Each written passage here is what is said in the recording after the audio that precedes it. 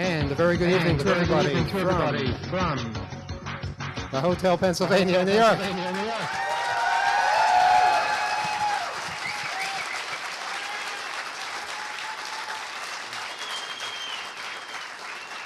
We're live on WBAI in New York, and we're live here at the hotel at the Fifth Hope Conference here in New York City, which began with a bang this morning and has been going ever since. Tons of people have shown up. We've had all kinds of good talks all throughout the day. And now a special edition of our weekly radio program coming to you live here for the next 2 hours. This is Emmanuel Goldstein, and we have up here on the panel with us, well, Bernie, you're here live. How you doing? Say hi. You're usually on the phone. I probably sound much better not over Sprint PCS. Yeah. Since we'll never get this opportunity again, can we get a rousing chorus of Sprint sucks? Sprint sucks! All right, there you go. I hope some Sprint executive is listening. And Porkchop is here. Say hi, Porkchop. Hello, everyone. And Mike. Hey there. Red Hacked. What's up? And who do we have here? Jeff. Yes, good evening. And Jim. Hello. And Laszlo. Hello. Okay. Well, basically what we're going to do tonight is we'll talk for a little bit ourselves. We have a whole bunch of special guests who will be popping up. Of course, I have bright lights on me, so I can't see anything. So if the people out there managing the special guests come up. Okay, now I have sunglasses on, and I really can't see a thing. No, it's not gonna just lead them up, and we'll put them on. And we'll take questions from the audience. I don't think we can take questions on the phone tonight because, well, we're of limited intelligence, and there's only so much we can do at once. Sorry, it's just the way it goes. This is kind of a momentous occasion for us because so many things have happened at once. This is the 20th anniversary of 2600 magazine, if you can believe that.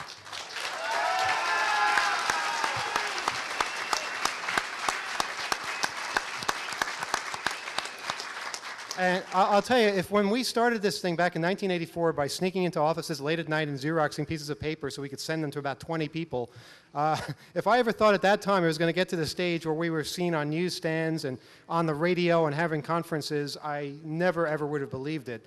But here we are, and it's the 10th anniversary of our first conference, which was called Hackers on Planet Earth, back in 1994 in this very space.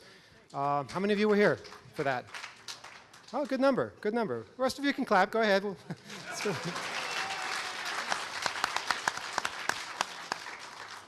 So yeah, it's a milestone as far as that goes. And then, of course, actually today, officially the Freedom Downtime DVD finally was released.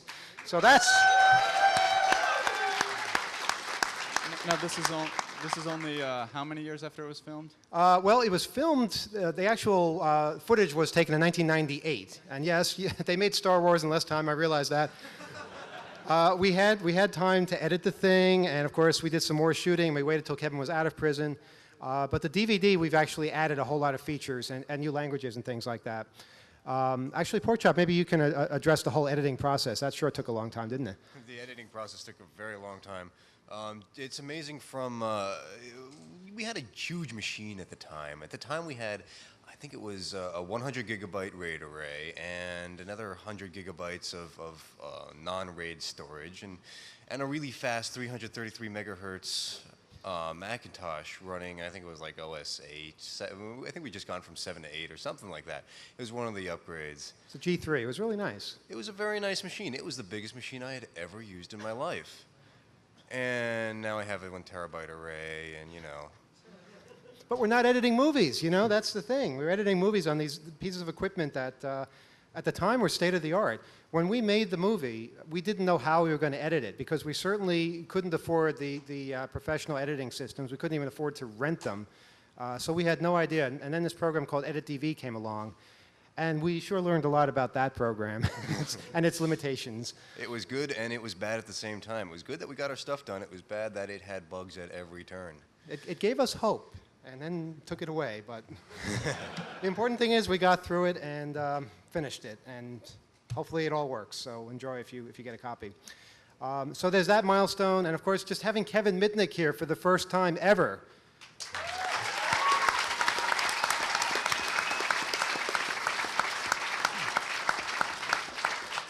let me tell you the story. In 1994, at the first conference at the Hotel Pennsylvania, Kevin was on the run. He was being pursued by the FBI and all kinds of law enforcement agencies for violating his probation. And he didn't want to go back to prison, didn't want to go back to the 8-month solitary type of a thing. So he was living a double life and having somebody else's name, I think in North Carolina at that point. And he would call occasionally. While we were having our first conference, he would call us on the wall phones of the hotel. I don't know how he transferred himself to the wall phones, but he did it. And he would ask how the conference was going, and boy, I really wish I could be there. Too bad I'm not there, you know, but if I showed up, of course, they'd arrest me on the spot. Emmanuel? Yes. You may recall that we had a lot of people wearing Kevin Mitnick masks at our first Hope Conference here in '94. Did you make those masks? I did. Yeah. They were actually, Kevin, I apologize for you. I had to take that picture of you from the New York Times, and it was the only picture I could get of you. And this was after the whole Agent Steele arrest at, where was that, DEF CON? The FBI was looking for you and arrested the wrong guy. No, that actually was the electronic privacy or something. Okay. The Some other EFF conference. and Epic, they were all there. It wasn't a hacker conference. It was a computer privacy conference. And the FBI actually tried to make some arrests there. So the person they arrested had a similar sounding name to Kevin's handle. What was the... Here's the thing, okay? There were 3 people that got interrogated there. Actually, it was called Computers, Freedom, and Privacy, and about the only thing they had was computers. They didn't have the freedom or the privacy. It took place in Chicago, and 3 people were harassed, and this was the first we had heard that Kevin was on the run. A person who looked like Kevin, who lived in New York, was questioned right away. These people are real Keystone cops. Someone looked like Kevin, they got questioned. This guy who looked like Agent Steele being a federal informant that had been trying to get Kevin arrested for years, but then had also gone on the run himself. Somebody who looked like him was questioned, and they actually asked if they could see his leg because Agent Steele has a wooden leg, apparently. So that was their way of knowing if it was him or not. And then, the best one, they questioned our own Robert Steele, ex-CIA intelligence Our first speaker expert here, today. who was going to be on this show, I believe. He was Agent Steele, I guess, and they got confused and thought it was the other Agent Steele, and I don't know. So yeah, they came and they questioned a whole lot of people, but they never found Kevin. In 1997, of course, they did find Kevin later, but not at that time. 1997. To help the FBI with their search, we had many people wearing Kevin Mitnick masks here, just to show that a lot of people look like Kevin. That's right. That's right. I remember, in fact, Robert Steele was giving the keynote speech back then, 1994, and about 8 of you came up with the masks, and he got really scared seeing this happen. It's on video, too, somewhere. 1997 was Beyond Hope. How many of you were at Beyond Hope? Okay, good. That's a handful, but it's a good handful. He was in prison then. Again, he called us on my cell phone, somehow collect. I don't know how he did that, but said, it's too bad. I wish I was there. Same thing, same speech, different scenery. And then in 2000, he was out of prison. He had been released in January of 2000. And in fact, we had the premiere of Freedom Downtime. How many of you were at the premiere of Freedom Downtime, that 6-hour marathon? Most of it was trying to figure out how to get the video to work properly, but once we did that, that was a very rare version because we only showed that version once. We did some further editing after that, right, Porkchop? Yeah, we cut out a few scenes to shorten it a little bit, a couple of the unnecessary bits. Yeah, but a lot of those scenes are back in the DVD, so you can see it there if you want. Again, Kevin was invited to attend the premiere of the film. They wouldn't let him do that as part of his supervised release, so again, I got the call from him saying he wished he could be here, but couldn't. And then same thing in 2002. They wouldn't let him travel.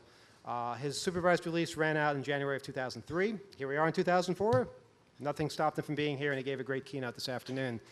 And boy, I've seen keynotes here, and I don't think I've ever seen one as packed. We had all 3 rooms in a row just packed with people, and it was great.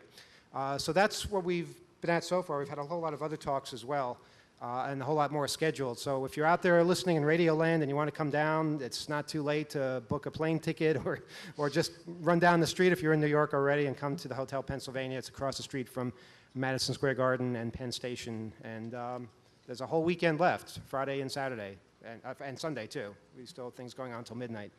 And we have the movie room. Red Hack, tell us something about the movie room that's going on all night long. Well, the movie room, we've been running movies, documentaries, all sorts of films all day. I've seen quite a few people in there, and they seem to have enjoyed the films. Overnight, we'll still be running. From 2:30 to 8, we will be taking requests. You can, if you have a movie with you, or if you'd like to see something that you missed, or anything that you'd like to request, you can come by and say, I'm awake. Could you play this for it? And we'll play it for you. So. But Red Heck, I'm confused. Are there so many films that we can actually run this thing 24 hours? Yeah, there's a ton of films. What kind of things? What have we shown so far? Well, so far we've shown Hippies from Hell, which is a documentary about a Dutch group. A bunch of the people here were in it. Also, we've shown a Norwegian film, NYC Hackers. What else have we shown? We're going to be showing Revolution OS tomorrow. We're going to be showing Pirate Video 9. Pirate Video 9 tomorrow when we get it. Yeah, it's coming on a train from Amtrak right now. We have a documentary that was filmed at H2K2, but it's on a server in Austria on a 600 megabyte DivX image. If anyone at the conference can volunteer to download that and burn it onto a CD, we can show that tomorrow. So. Also, we have tonight at midnight a bunch of interesting movies that you gave, one of them being Ma Bell and Her Delinquent Children. You want to elaborate a bit on that? Ma Bell and Her Delinquent Children. Someone gave that to us at the First Hope Conference, and it's a great film, about 10 minutes long, just about phone freaks back in the early 70s. Rotary phones and blue boxes and that kind of thing. And it's amazing how much hasn't changed. It's also amazing, of course, how much has changed over the years. But that's a real study of the past. And I think it's also why it shows it's so important to document things and to record this unique culture that we're a part of. And I'm just glad we're all here to share that experience. Let's move over to the other side of the panel here. And, Laszlo, it's been a while since we've seen you on the radio. Correct. What's new in the world of corporate radio, which is what you're generally a part of? Well, some of the scary things that are happening. Sometimes I'm interviewed on morning radio shows, and some of the morning shows are just kind of disappearing because the radio stations are suspending people for improper speech. Afraid that if an FCC ruling does go through, that people will think that they're not actually trying to crack down on this. And so these DJs just disappear, and then they suddenly come back, and then they're not allowed to talk about why they were gone. Like maybe they just joke that they were in rehab or something. So what, they take them to room 101, and then they come back, and, right. and they're all cured. Is that how it works? Disney's been doing this, and talking to radio DJ, the ones that are left, that because Clear Channel has these radio farms where you moo, and you just introduce songs, and all the sound files go out to like Idaho and Kentucky. But a lot of people in radio are really nervous about the new proposed fines for indecency, because it's changing to fining broadcast companies to fining individual broadcasters, which means if Emmanuel Goldstein says something that offends somebody out there this evening, and they send in a complaint to the FCC. I already have when I said my name. Emmanuel Goldstein, it won't be the radio station that gets served, it'll be Emmanuel to the tune of hundreds of thousands of dollars. So there's a lot of people in some of the cool people that are left in commercial radio right now are extremely concerned about this. And both Democrats and Republicans are on board with it. So I think that's going to cause some serious shakeups and more censorship in the media. Jim, you were here at the very first Help. Tell us something about your talk back in 1994. Oh, boy, I was so young. How many of you remember Jim at the first Hope? Or under my my previous alias, Red Balaclava, about the MetroCards. He tried to hide. We all knew who he was. Even in the New York Times with a bag over your head, we knew who you were. It wasn't a bag, it was a balaclava, a ski mask. I mean, we've all seen you after a late night with a bag over your head, so naturally you assume. But that anyway. was with your wife. Yeah, Joke. enough of our dirty laundry. Yeah, it's great being here for the 5th time around. And I don't know. Well, back then you were talking about the new MetroCard, The which new was MetroCard. the subway system here in New York City. and how insecure it was, how it would never work, maybe, or We had our beliefs about its security, some of which were accurate, some of which were inaccurate. Essentially, it boils down to what I said way back then. If you want to get one ride out of a MetroCard, you pretty much can with almost no trouble. Every so often, you hear about people getting busted for bending a MetroCard and using it for one ride. Or, as recently happened at a station near Central Park, somebody who is bending discarded MetroCards and selling the rides to tourists at half price got into a little altercation with his competition and ended up in a box cutter fight.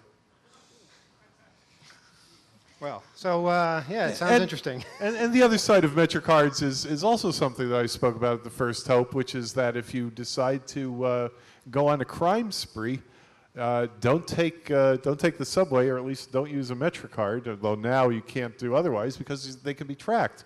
And there's at least 2 cases of murders that were cracked by the fact that the alias provided fell apart when they checked the guy's MetroCard. So if you kill somebody, you should jump the turnstile. Jump the turnstile if you kill somebody, right? Don't have your card say, "Oh yes, 10 minutes after the killing, he was on the lam at the station where the murder occurred." Well, of course, all you have to do is get a MetroCard that went through a turnstile at a certain time. You could probably make quite a lot of money in the criminal underground by selling MetroCards that were used at certain times that are convenient to the criminal. And did you kill somebody at this time? Wouldn't it be nice if you had a MetroCard that showed that you were in Brooklyn at this time instead? Well, We're planning at the Sixth Hope to have a booth in which we will sell alibi MetroCards. I'm just saying it's an idea. We should explore it. Alibi cards. Jeff, welcome. Thank you. Thank And you. Tell us your recollections of Hope and other things. This is actually my third.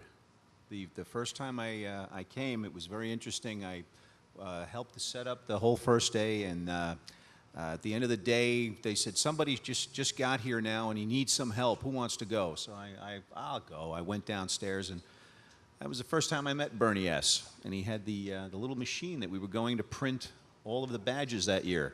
And we were I was up all night just printing badges. It took 90 seconds per badge. And Bernie had the room, so I insisted at 4:30, go to bed. I can sit up with this. I already missed my buses.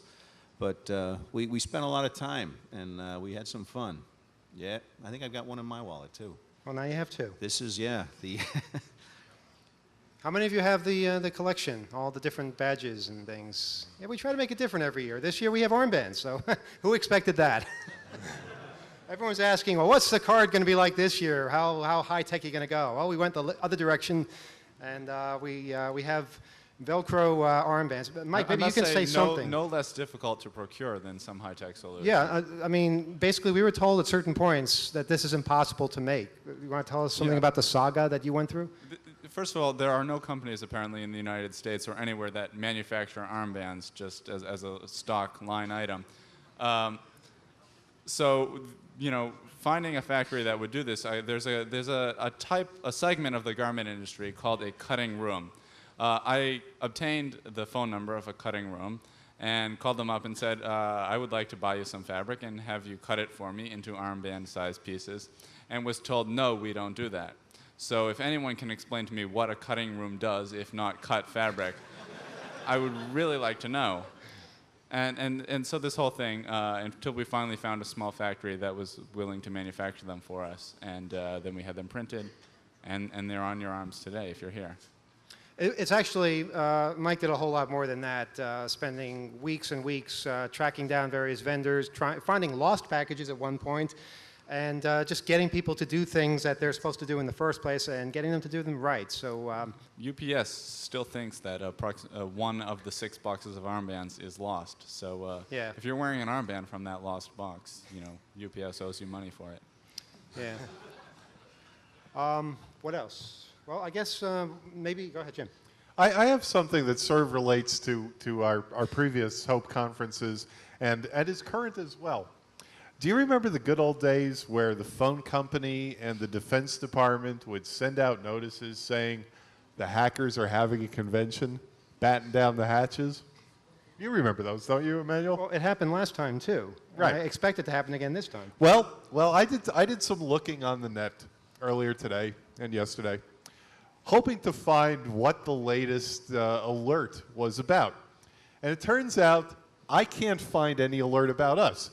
However, I do know what the Defense Department is afraid of now. Would you like to see it? I think so. Coke cans. Oh, yes.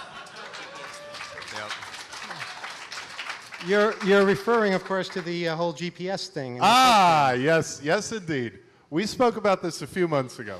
Coca-Cola has a contest. Well, That's not one of them? I'm not a winner. Everybody who drinks Coca-Cola is a winner. That's my Coke. Don't drink it. Coca-Cola has a contest where they have 120 cans nationwide. We were speculating on what this was. Bernie and I were sure it was some sort of RFID with a GPS. It's a cell phone.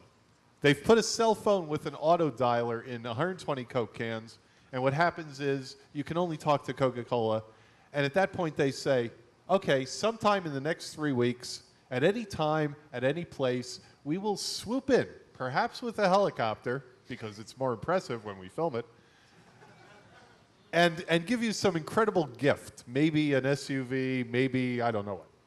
Well, it turns out that the Defense Information Systems Agency thinks that this is a high security risk. Because heaven knows, they could swoop in on a member of DISA, or whatever the acronym is pronounced, in a secure area. And you can't have Coca-Cola and its helicopters over Area 51, for sure. So now they've sent out a memo telling everyone to treat cans of Coke as if they were any sort of two-way radio. The same security measures. So this is what they spend their time worrying about, huh? They don't have to worry about us bringing them down. They can do it themselves. But it would be fun to see the U.S. military and Coca-Cola like in a big firefight, though.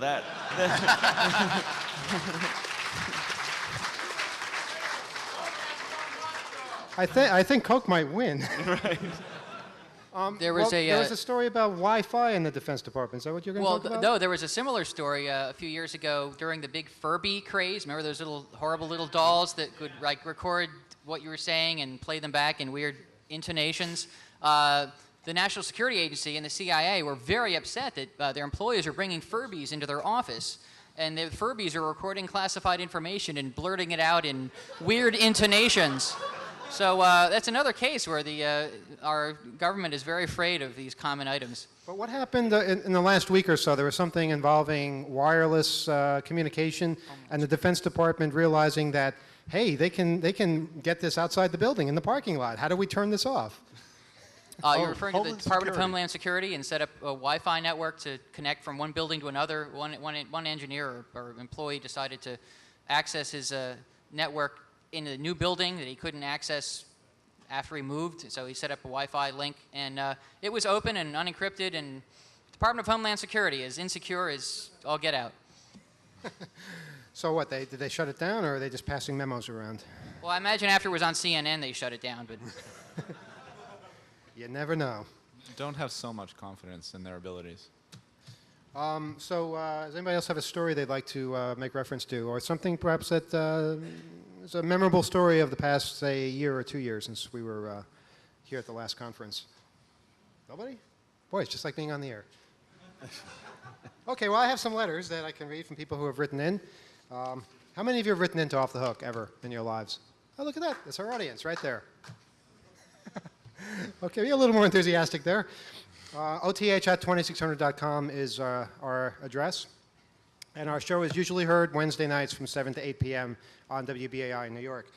And we're on now until 10 o'clock, also on WBAI in New York. And let's hear it for WBAI, you know?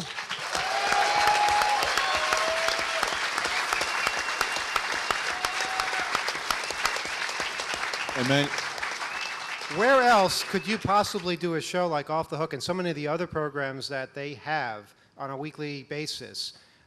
We're very lucky here in New York. I know a lot of you are from different parts of the world, different parts of the country, where stations like BAI do not exist, and where you just treat it to the same Clear Channel crap coming from all different angles, right, Laszlo? Some cities have like every single station owned by the same people. It's horrendous. It's unbelievable. And then you get satellite radio, and they own part of that too. Emmanuel? They own everything. There was actually a town out in the Midwest where there was an emergency situation and the police couldn't get in contact with anyone in any of the 6 radio stations because they were operated by one person who was out to lunch or something. Unbelievable. But here we have in New York, we have a station that has all kinds of interesting things, always live people there. There are definitely live people right now at the radio station manning this broadcast. Thank you, by the way. So as long as there's a station like WBAI in New York, there is hope. And I urge everybody here to join the station one way or another. For $25, you can be a member of the station, and not only that, you can vote and move ahead in a particular direction so that the station doesn't fall off track like it did a couple of years ago, because that's always a threat. And believe me, when you have a 50,000 watt station in the middle of the FM dial in New York City, a lot of people want that kind of control. A lot of people. So it's, we're lucky. We're lucky we have this resource, and I hope we fight hard to protect it. So yeah, we're being broadcast live over the radio station. I sure hope we are. Have we verified that? We are being, okay, good. You should mention too, Emmanuel, that this is also, the call letters are 99.5, not the call letters, the frequency. It's simulcast on shortwave 7415. Not right now, though, is it? Is it on right Is- now? No. It's not on tonight. No, it's not. No, but there is not a this shortwave one. station that simulcasts our signal. On Wednesdays. And we always get letters from people, maybe some of you are here, that want to simulcast the radio station as well. They're off the hook on Wednesday nights. And of course, there's no problem doing that at all. You don't have to get certified letters from us or lawyers giving permission or anything like that. If you want to simulcast, go right ahead. As long as you give credit to the show and to the station, that's not a problem at all. And you don't play commercials in between. And don't play commercials. The audio streaming is taken care of by Junes, who's sitting right there, but it won't Jones, come you're going to up. be our first celebrity guest. Come on up.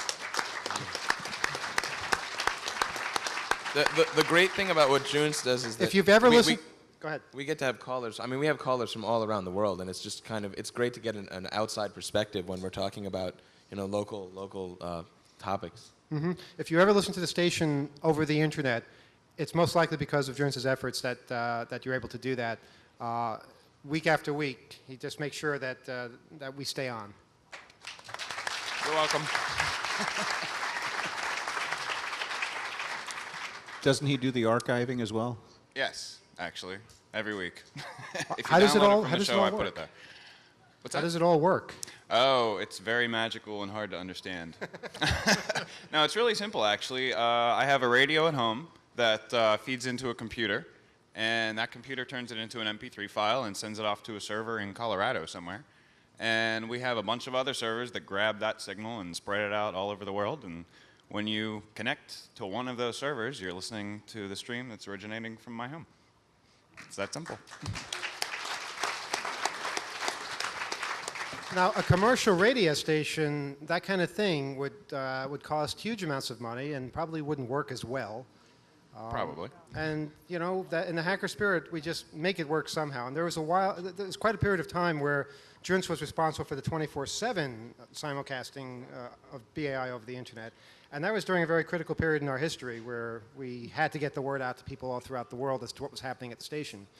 So, Yeah, that was a dark period where people needed to know what was going on. And so we put up the stream 24/7, and that really helped out. And I should probably mention that we do all this with donated bandwidth, donated servers, and we're always looking for more. So if you've got a big pipe out there you're willing to let us use, let me know. Email oth@2600.com.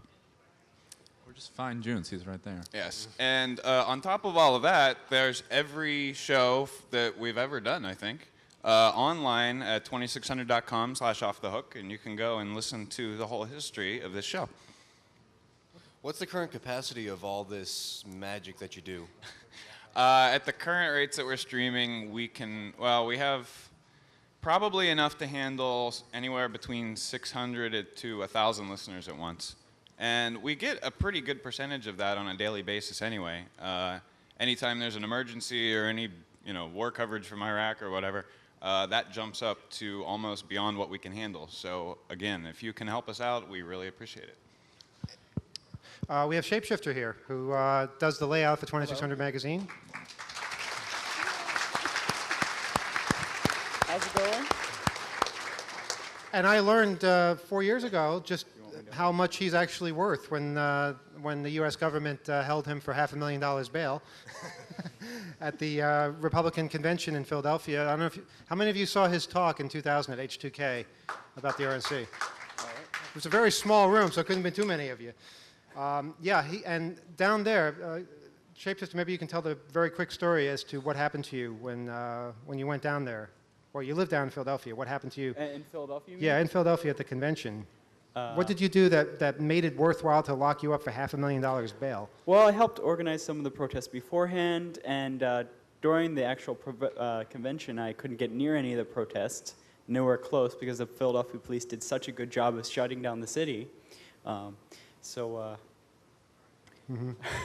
Anyway, I couldn't get anywhere near the protest, and I was charged with organizing and leading protests, and they said that I had this amazing superhuman ability of where I pointed, people would follow. I also have this other amazing ability of not being able to be caught in videotape. We saw the evidence, though. We saw the evidence of you walking down the street with a cell phone, talking to somebody, and I think it was me you were talking to because I was in Philadelphia that day telling you what was going on. Does Zoe want to say something? You want to say hello? No? No, she wants to eat the microphone. Oh, okay. So they used that as evidence that you were a threat, and Yes. had you locked away for about a week, right? Yeah. My major charge was possession of an instrument of crime, which was the cell phone, in fact. How many of you remember the cover of 2600 with the cell phone and the handcuffs? His hands, I think we bought the handcuffs, right? And was it your cell phone? It was one of the cell phones that we were using for communications. Nextel phones. Yes, Nextels, very dangerous. Yeah, well, they were listening in on the Nextel phones, I believe.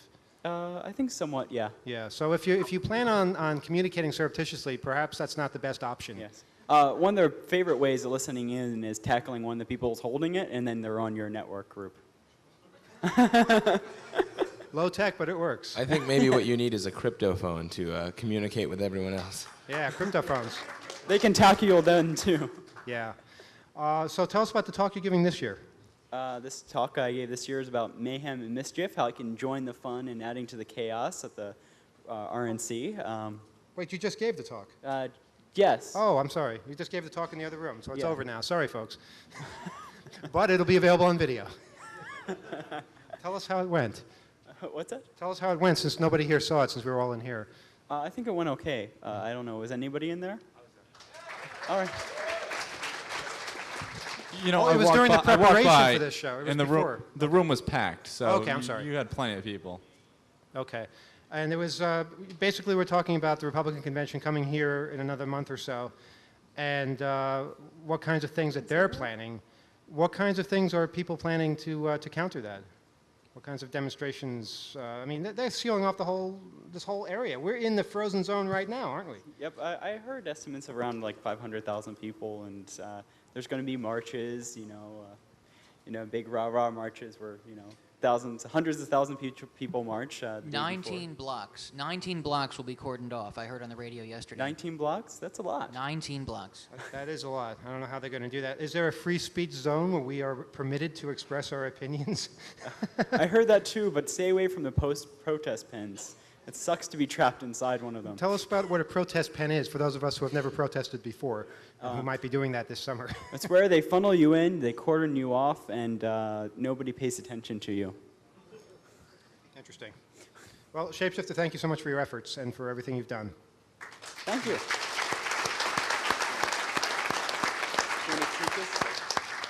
And Greg Newby is here. Greg, say hi.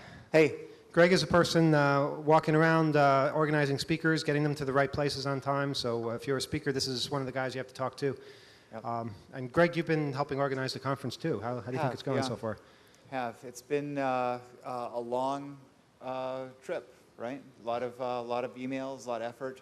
Like the previous ones, the Hope Conference is essentially a virtually, or put on by a virtual organization. We're a lot of people doing day jobs and spending a lot of time with email and making all kinds of plans, and then it comes together, and what we discover is that all of our incredible efforts, a lot of hours, a lot of messages, some phone calls, stuff like that, are really a fraction of the effort that goes in by the speakers and then by the volunteers that help out during the show. So it's just you put in a lot and you get out a whole lot more. And Greg came all the way from Alaska to be here. Isn't that something? Whoa. And Emmanuel. His house is like burning down as we speak, but The he's land of here anyway. that's right, there's Fire these and wildfires ice. going on in Alaska a few miles from his house, but it's okay. We should point out to the radio listeners that this is such a high-class conference that Greg is wearing an electric blue zoot suit with a blue hat. This man is dressed to the nines. If this was 1944 Los Angeles, he could have Lana Turner tonight. Yeah, but did you see the wingtips? All right. This is radio after all. During the blackout, he could have Lana Turner tonight. Okay, well, so Greg, who else is back here? We have Kevin. Kevin, step up, Kevin. Kevin Mitnick. Hi, everybody. And you gave a terrific talk before. Thank you. Standing Appreciate ovation. Amazing. You had the whole place packed all the way to the back. And That was great to do it in front of a great audience. yeah. Yeah. Well, like I That mentioned was the before. first time actually doing that type of talk, too, so I actually had to Well, think on my feet a little bit. The talks you give usually are to a corporate audience. It's a Yeah, little different, corporate isn't it? type stuff. Uh-huh. Yeah. Yeah, so not quite as enthusiastic a crowd. And No. certainly not the kind of people who were demonstrating against having you locked up for all those years. Well, I mean, the last one I did was like in front of the RCMP in Canada, so it was kind of awkward, right? They bring their horses? No. So what else has been going on with you in the conference? Have you been going to other panels, walking around the hotel? What's been going on? Just, well, today I actually just slept in because I was kind of tired from being from the West Coast and was worried about preparing for my talk, and then did my talk and Now you can kick back walk and relax. around and socialized and mingled with the crowd. How many All right. books did you sign? There was like a line for 2 hours or something. I don't know. I mean, it was a a lot. lot. A lot. Yeah. Me and Fodor were signing books for Singris, and a lot of people brought over the book that I wrote, The Art of Deception. It wasn't for sale here, but I figured people signed it. They haven't allowed signed 2,600 magazines. Signed a lot of those. Freedom Yeah, it was Downtime pretty cool. DVDs? What? Freedom Downtime DVDs? Are you signing those? Yeah, yeah. Cool. Any weird things that you signed, like people's arms? Oh, I'll never tell. I heard this story, but we don't have to get into it if you don't want. But Yeah, people- yeah. This one beautiful girl came over and had me sign her bra. I love it. Yeah, Are you serious? yeah. Right. Well, I mean, that was the highlight of the day. after this is over, if you could teach me how to hack that class, because that thing is like... We'll have the hacking the bra class. Yeah. Unbelievable. I think, isn't that part of lock picking? So Outside. My girlfriend would be very upset with me.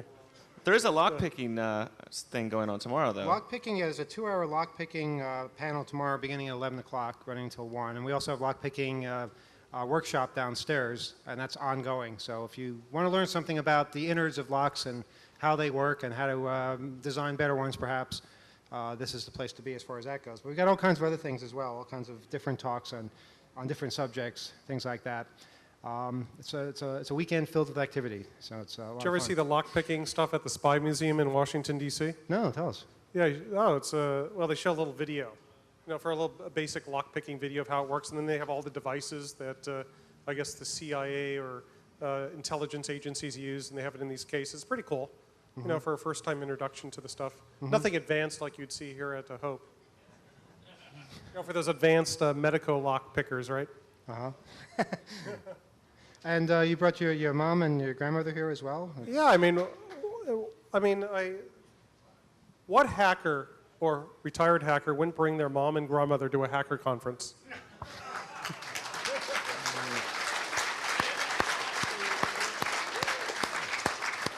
Kevin's grandmother's right over here, and it's amazing having you guys in New York, and it's just so great to bring us all together. And Yeah, it's great finally, to be after all here, this and time. thank you for inviting us out. I mean, it's been wonderful, and my first time at a Hope conference. I'm looking forward to being at many more in the future, and so far I've had a great time. Great.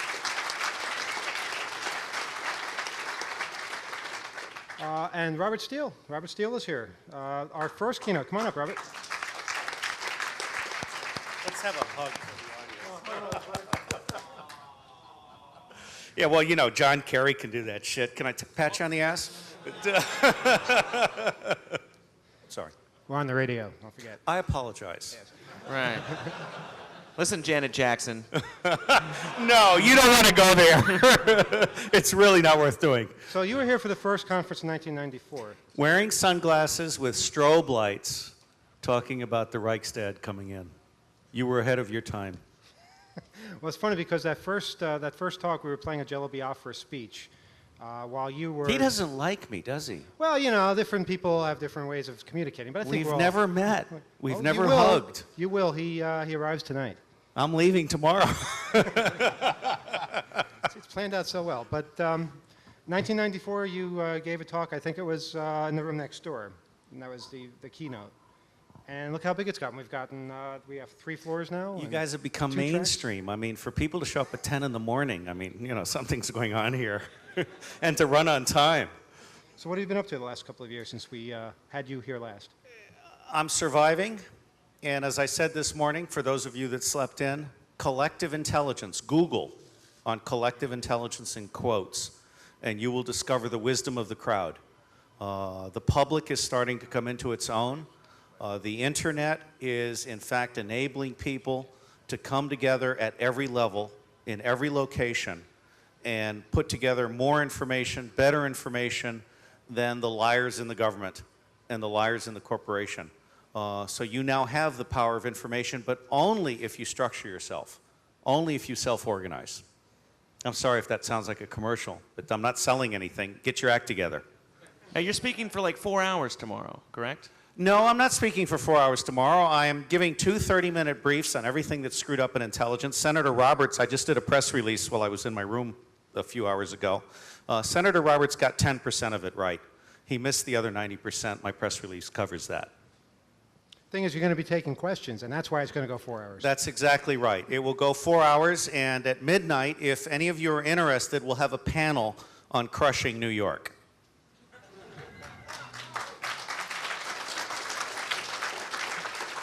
Now, exactly what do you mean by that? Well, let's start with the 1920s water system. Oh, you know about that, huh? Yes, if that is somehow incapacitated and a fire starts in one of these tenements, Did you read that article in the New Yorker? the city burns down. You read that article, didn't you? Yeah, and then let's go from there to the plague. Did you say the plague? Yes. Do you Clear mean the Channel's already hacker named won. the plague? or do After you the mean some other plague, we can go to Giuliani's new girlfriend. Well, tell I'm us. sorry, that was a cheap shot. I don't think he'll be vice president.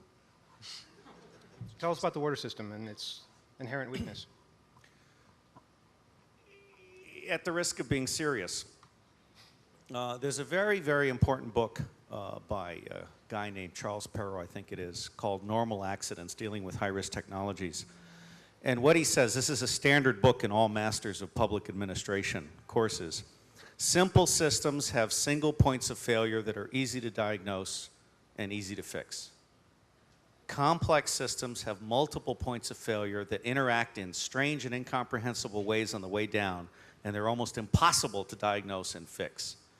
We have a constellation of complex systems, all of which were designed for acts of God, not acts of man.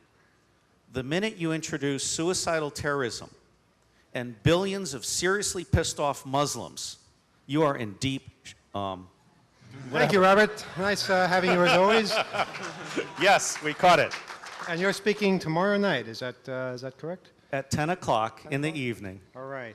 All right. Great to have I'm you dismissed back. now. Thank you. Well, you know, we have to move on. We have All all right. kinds of other God things. bless you. What you're doing is really worthwhile. Thank you. Thank you for coming. Robert Steele.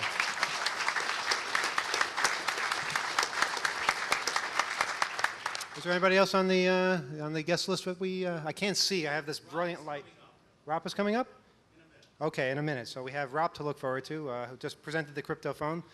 How many of you were at that panel? That was pretty interesting, wasn't it? All right. Bernie, tell us something, because you probably know more about the whole crypto phone system than others up here. Tell us if this is something that is likely to work, something that we're likely to use. It definitely works. This is a system whereby private individuals can now, almost for the first time in this country, communicate securely between one another. I could call any member of this audience, and they could call me on a pair of phones that were modified by Rob's group in the Netherlands to encrypt your conversation in real time, both ways, with a fairly secure algorithm. And it uses a GSM standard, which a lot of carriers here in this country use now. The cost is coming down, and you can play with this technology yourself for free using the free client software. If you go to cryptophone.de, you can download that program, play with it, communicate securely by voice with anyone else over the internet. And you can explore. You can also communicate with one of the phones. So if only one person has a phone, you can communicate with them with the PC. Over the POTS line, not the internet. It makes a data call. That's right. I'm sorry. It makes a data call over a POTS line, not over the internet. Thank you for correcting that. It's really exciting because up until now, there's been a lot of like secure phones, supposedly secure. None of them were really that secure. This is as secure as private sector has ever come up with. And these guys really owe a lot. We owe a lot to them for doing all this work to do this because they think privacy is important, and so do we. I'm sure law enforcement and intelligence agencies take a very dim view of this. But so far, encryption has not been outlawed, and we should use it as much as we can until it is, and then maybe on some. The interesting thing about it is that in Europe, it's kind of, especially in Germany, they accept this because especially in European countries, they have a lot of economic espionage. So the companies there actually like encryption because it'll keep the other companies there, the other companies from spying on them. Yeah. Good point. Yeah, economic espionage is very big in Europe. Also in this country, just a lot of economic spying going on. But whether it's the government or industrial, corporate espionage you're worried about, if you have a company with a technology you're worried about being stolen, this is a very valuable tool to have. And up until now, you really didn't have access to it. So kudos to these guys. Speaking of kudos, there are many kudos owed to our resident designer and artist, Jen, who has come up with the incredible design we have here. Thank you. Yeah.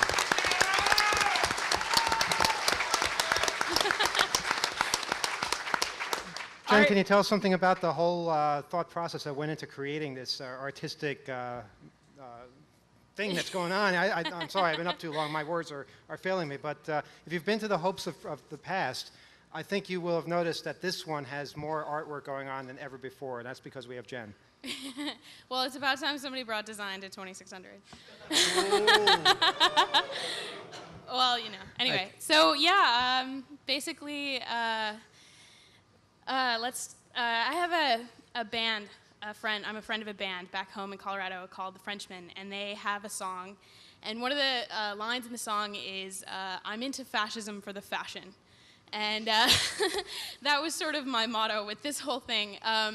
What I wanted to do was talk about, make a statement about police state and how corporations' propaganda is everywhere now. And I just wanted to bring that in with heapfuls of irony all over the place. So what you see in this room is homage to some fascist photographs I found from the Nazi Party rallies and from Democratic National Conventions in 1861 and 1860 and some other old vintage photographs I found, and I came up with just a simple scheme to recreate it with spray paint. And here it is. So we have tall, skinny red banners and scalloping and all kinds of fancy if you're out there in Radioland, this looks like V.I. Lenin's funeral in here. Now, some of your work, Jen, was deemed too controversial for 7th Avenue, where we have some nice windows that were showing one of your paintings. Do you maybe want to describe that? Yeah, I've finally been censored.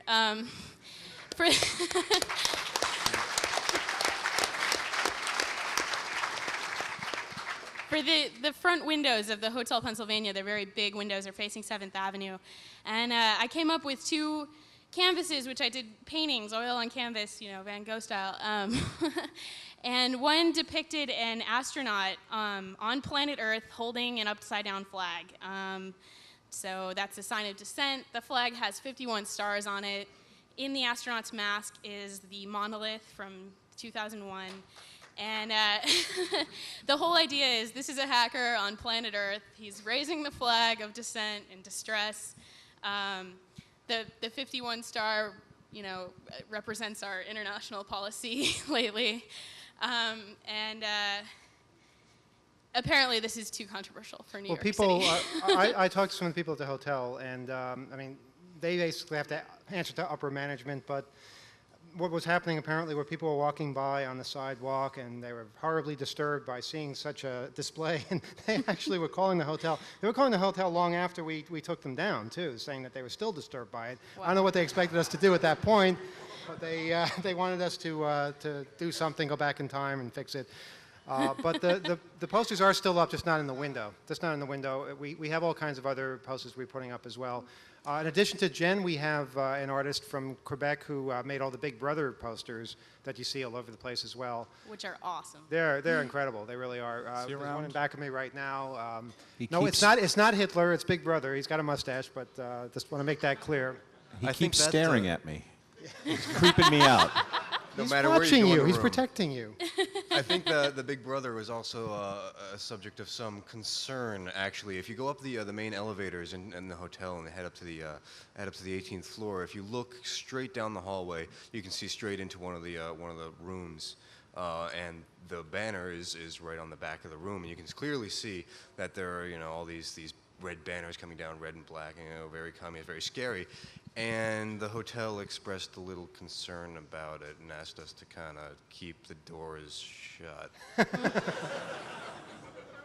So this artwork has made quite an impact, not only on us thinking, wow, that's great, and this communism for the fashions, as it is, but it's made an impression on other people as well.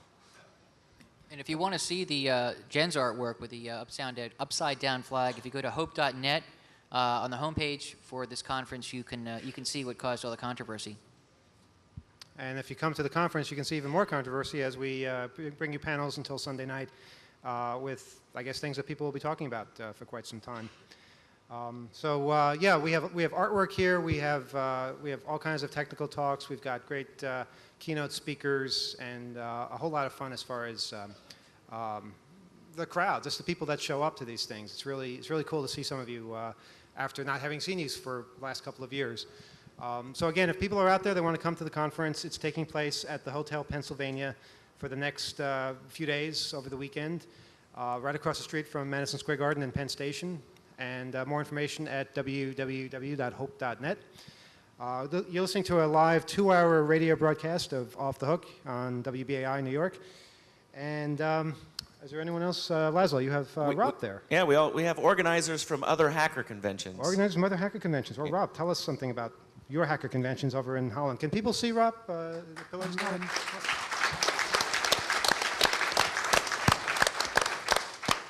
I organized a hacker convention in 2001 in Amsterdam, or I helped organize it together with a bunch of other people. And that was fun. You were there, actually. I was there. I remember it. We do our conventions out on fields in the open with big tents and sort of as a camping trip more than as a big city thing, which is different. There's less people just stepping in off the street. It's more of an in-crowd thing.